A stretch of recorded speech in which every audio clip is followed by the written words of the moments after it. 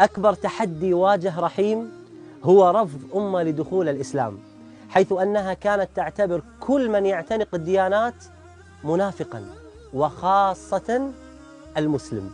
تخيلوا معي 17 عاما لم يستطع أن يقول لها كلمة واحدة عن الإسلام.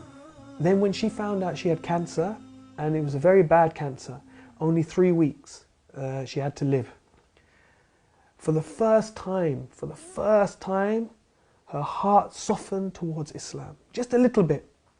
But it was, wallahi, it was a miracle, because it was step by step by step. But the key thing, one of the key things, was she called me one day when she was very close to dying. She called me and she said, look, I don't want to be buried, I want to be cremated. So I said to her, no problem, but I said, tell me this, if you're cremated, who's going to do it? She stopped, she said to me, well, what's the alternative?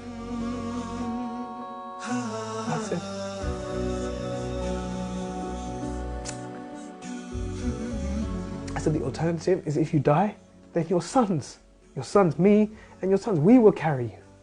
No one else will see you.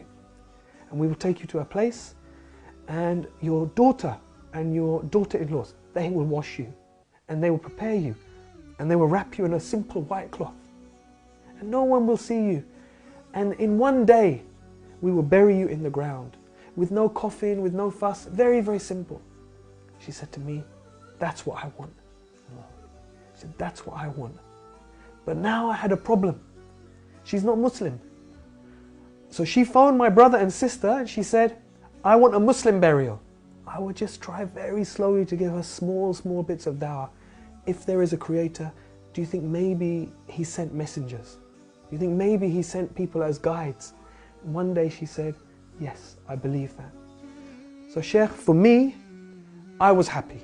For me, I was happy. She believes in a creator, she believes in messengers. I thought, inshallah, I have an excuse. I can make dua for her. I can say to the Imam, inshallah, we bury her as Muslim. But my son, he was then 14 years old. He said, it's not enough.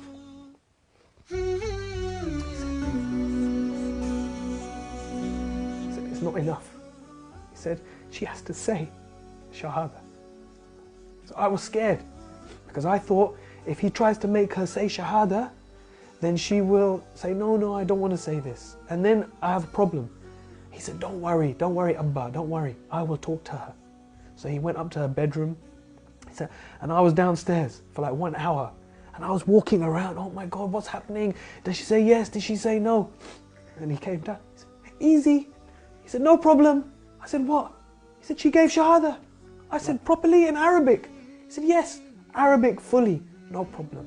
And maybe 2-3 days later, she died. Oh. Alhamdulillah.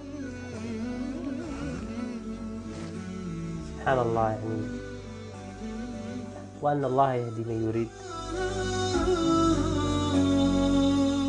كم عشت والتفريط عادة ما ذقت في الدنيا سعادة حتى اهتديت إلى العبادة يا راحتي لما اهتديت. I had no plans to go for Hajj that year because there were too many difficulties in the family after my mother died unexpectedly like that. But then Islam Channel called me, and actually their plan was not to take me. They asked me to go and I said I can't go this year. I've got too many difficulties with the family. Then at the last minute, when there was only a few days to go before Hajj, they approached me. They said, look, we've had some complications. We need you to come as a presenter this year. I said, I'm going to make Hajj for my mother. So within just 3 months of her dying, mashallah, I was able to go and I was able to make Hajj for my mother, and alhamdulillah share that with millions of people around the world.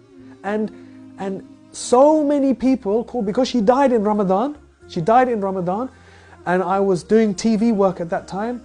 Allahu Akbar. People from around the world called and gave sadaqah in her name. Someone built a masjid in her name. So many orphans sponsored in her name. So Allah is Ar-Rahman. Allah is Ar-Rahman.